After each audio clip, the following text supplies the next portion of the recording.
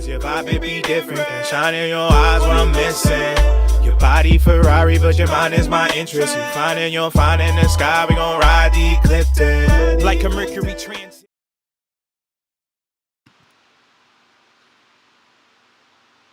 Peace, y'all. Today with Star Card Astrology, and I'm here to give you your daily astrology guidance for June 8th, 2022. Let me just make sure my audio is right. Nope. Audio is not right.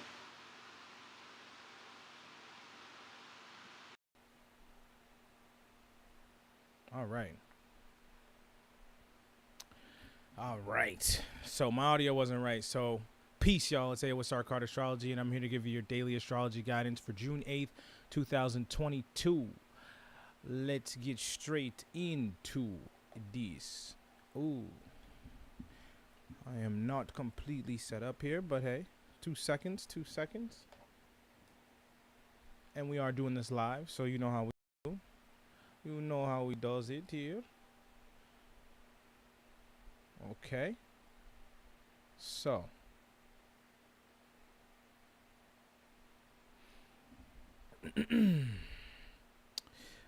We have the sun at 18 degrees Gemini. And it is making some interesting aspects today. Okay. So, but as you can see, most of what we're going to be focusing on and what we've been focusing on here is this Taurus energy. Okay. Now we do have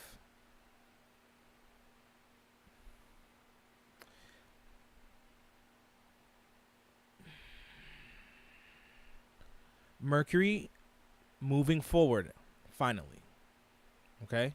So this is a big deal, right? Because what's happening is we're now starting to get out of that Mercury retrograde energy. All right. So Mercury right here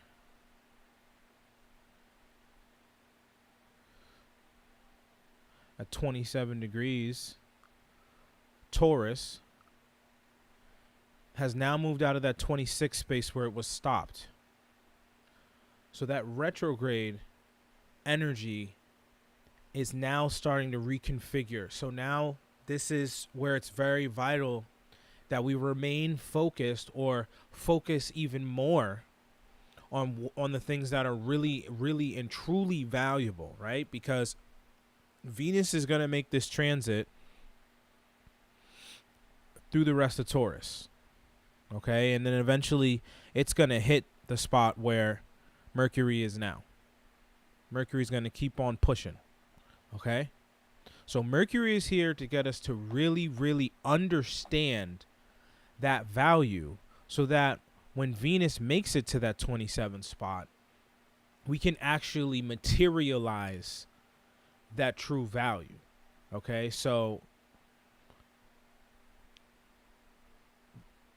that right there, dude. If you don't know what you value right now, then you're gonna feel very, very stuck, because Saturn is here retrograde still, and it will be for a good while, still squaring Mercury, right? 25 degrees, 27. It's about 2 degrees, right? So that's a 2-degree orb. So, and that's in Aquarius in the 11th.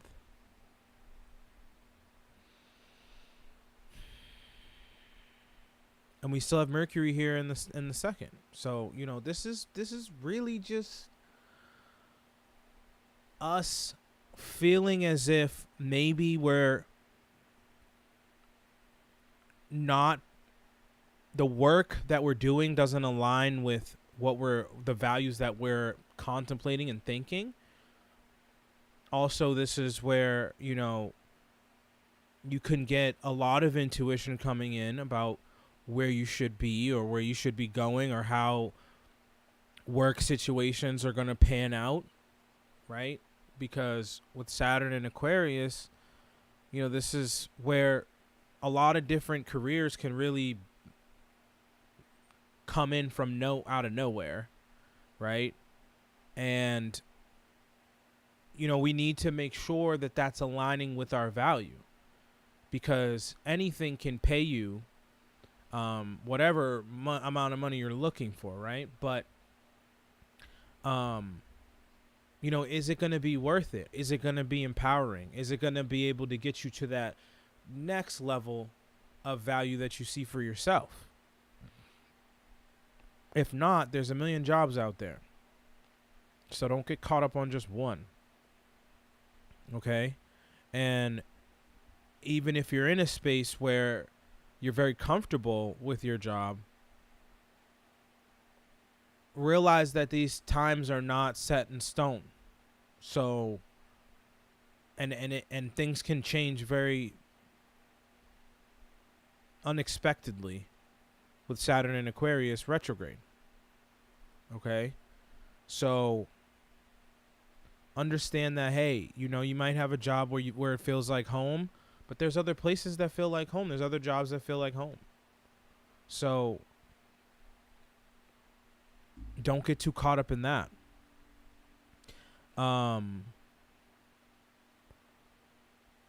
We do have the moon right here at 6 degrees Libra, making this opposition by 2 degrees of Jupiter. So again, this is where emotionally, where we need to really be feeling as if we're making those diplomatic choices in our life. Okay? Because if we're aligning with those choices, then Jupiter's going to definitely reward us with, being able to move forward through this egoic identification that we're trying to overcome, right? Because, Chiron is here, Mars is getting ready to conjunct Chiron. It's not there yet, but it's getting there. So really we could be feeling as if, as this happens, Mars wants us to move forward, but if we haven't done that healing, internally, right, that shadow work internally, because this, to me, Chiron in Aries is the beginning surface level of shadow work, in my opinion, right? This is getting your ego in check. And then in Scorpio, this is the deep depths of your shadow work, with if Chiron, when we see Chiron get there. But have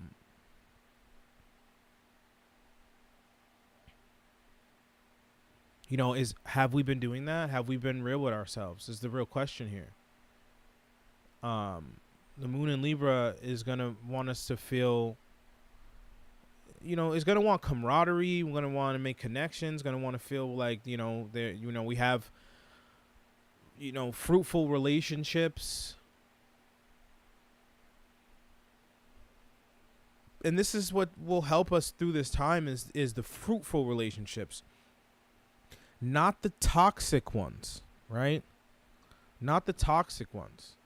Chiron's asking us to heal those places where we're either attracted to toxic energy, okay, addicted to toxic energy, toxic people.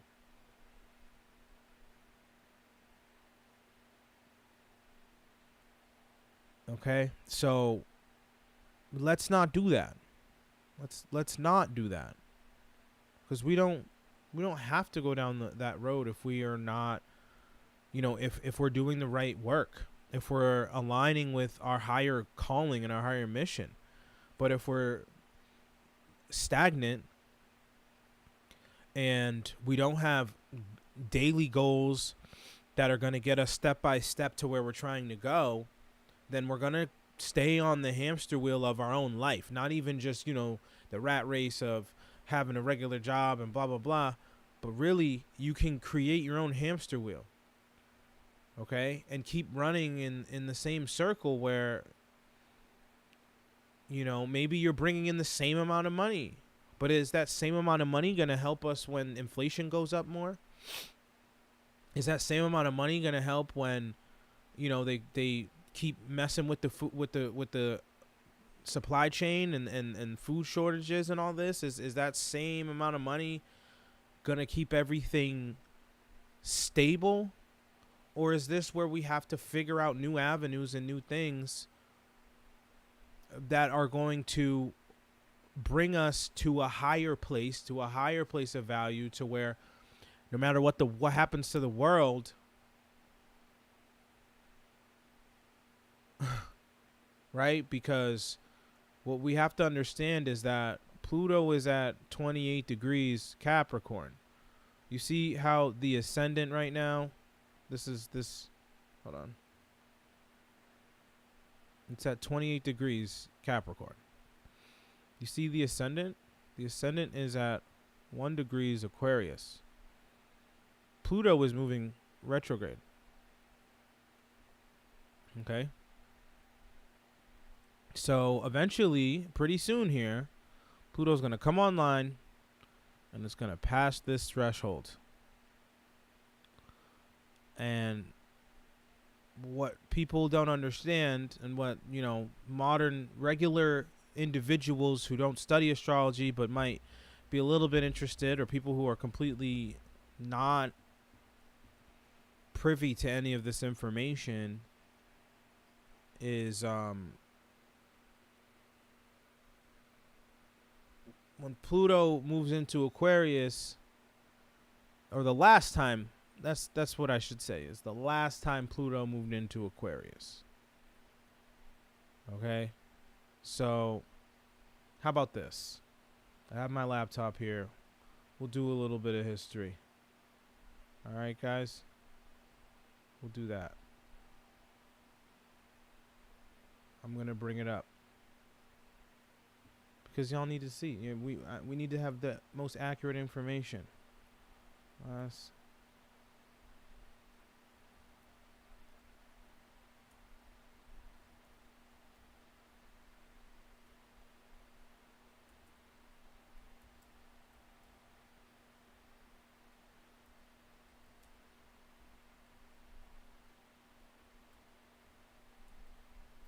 Because I'm not at that level. I could just do the math in my head, but I'll get there. Promise you that much, because I do this every single day.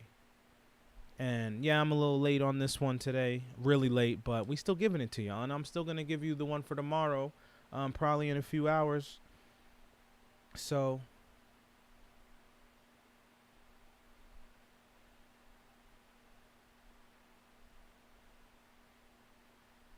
when was Pluto in Aquarius last? Y'all ready for this?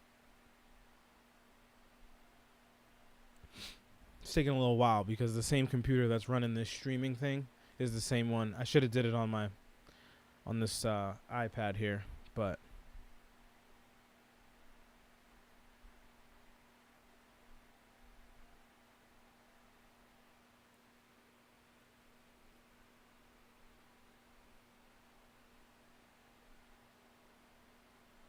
Lordy. It's taking up all the processing power. I run all this on just so everybody knows, 2015 MacBook Pro. All right, y'all. So guess what? The last time Pluto was in Aquarius was 1778 to 1798. Okay? So look up those years. What was happening in those years, right? I can tell you what. The army was formed right around that time. And there was a reason why the army was formed. Okay? So maybe do the history. maybe understand that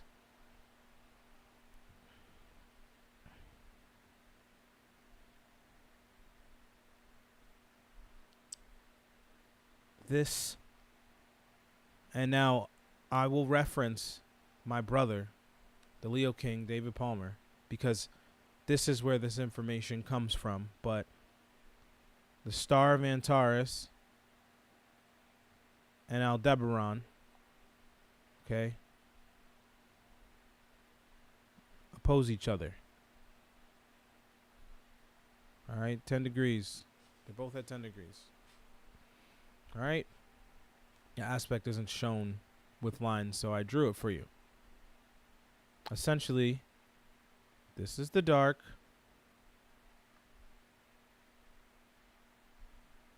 And this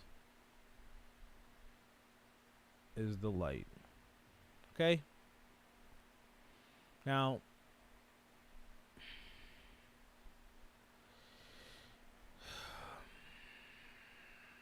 there is a massive, massive force that is trying to control us. Okay? And what happens is when Pluto comes back online and moves into Aquarius, we're going to see a lot of movement. Okay? We're going to see, you know, all this war talk, all this stuff that's going on in the world. We're going to see it. It's going to really be popping off. All right? So it's all about preparing, right? All of this Venus energy here is trying to get us to prepare so that we're focused on our value, right? Mercury is here. So we need to be focused on our value so we can build more value, build more wealth, so that, like I said, the outside world doesn't affect us, or at least we can be protected, know what we're doing, know where we're moving, know how to move. Right? So obviously, the people that we're connected with is going to be a big deal. So that's why, who are we connected with? Okay? Who are we connected with?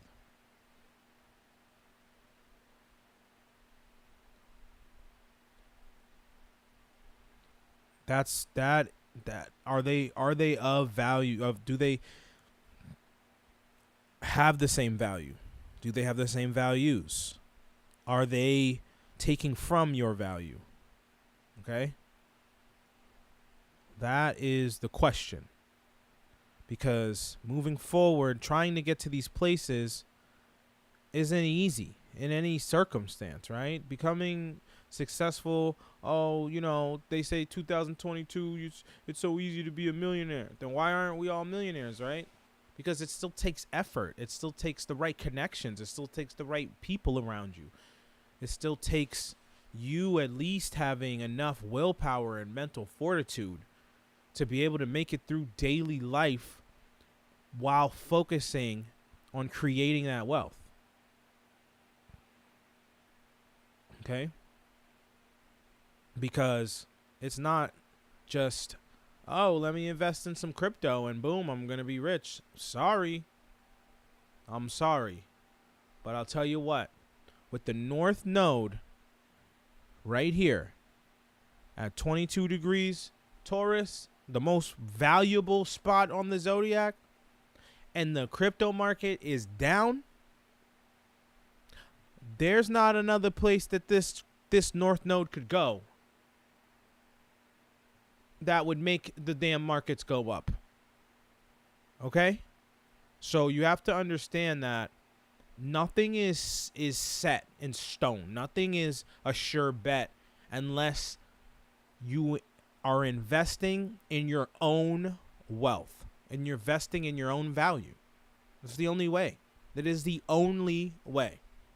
Okay? Because if not, then what are you doing? You're working for a company that's making somebody else wealthy who doesn't have to work as many hours as you. and you still have to pay taxes on your checks. So you don't even get all the money that you actually worked each hour for. Okay? You get paid 12 an hour. You're not getting paid 12 an hour after taxes. You're getting paid 10 to 9 and 9.50 an hour or something, whatever. Always remember that. That's how I think if I'm going to go get a regular job, that's how I think. No. Oh no, you need to pay me like 20 an hour. Because I already know after taxes, I'm really getting like 17 an hour. Okay? Unless it's a job where I get tips. And even then, they're trying to take freaking taxes out of your tips now. So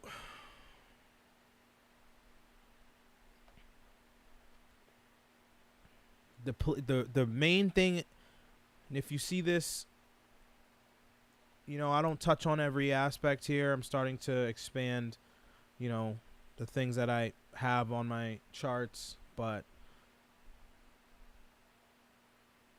this is the success point for right now. Self-love. Self-love. Okay? So if we just forget about everything else I talked about, 10 degrees Leo. That's self-love. Okay? Because you could say it's romance and whatever else, but you can't have that without true self-love. You can't have that. You could play the false, wine and dine and I'll swoon. But guess what? That's all an act. Because if you love yourself truly, then you'll be able to respond to your partner, respond to your significant other, respond to whoever you're courting intuitively. Right? Because not everybody likes the same things, but you have to be in tune with yourself enough to not be caught up in your head and your ego, to not be able to feel that they don't like whatever you're doing or they don't like whatever you're saying, and not be so caught up in that to where you're like, oh, well, F that, F this, I'm going to do what I want. Then why are you bringing them out? Why are you dating? Why are you with somebody else? If you're just going to put your ego in it and make it about just you. Okay? So, let's see what the cards are saying for today, what it said for today. I know we've all experienced today already, but hey, we're getting it done. Okay.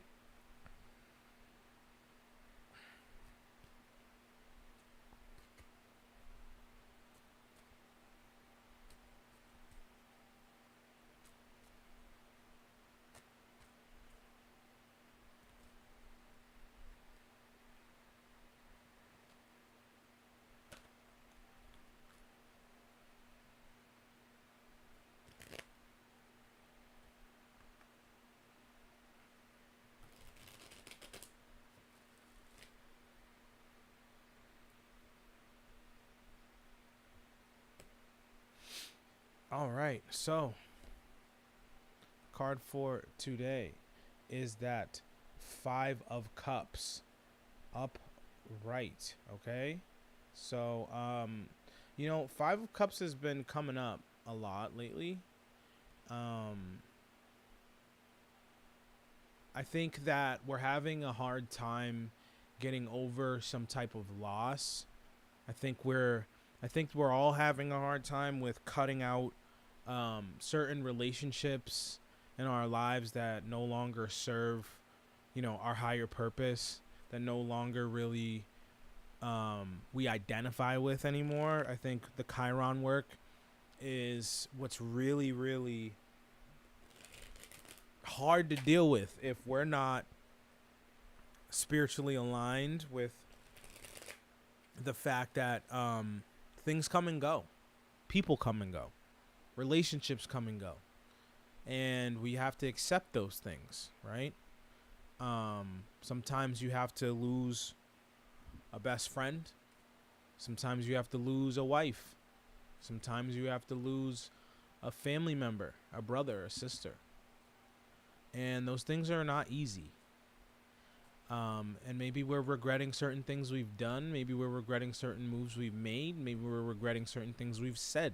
But you have to understand, first off, forgive yourself for whatever.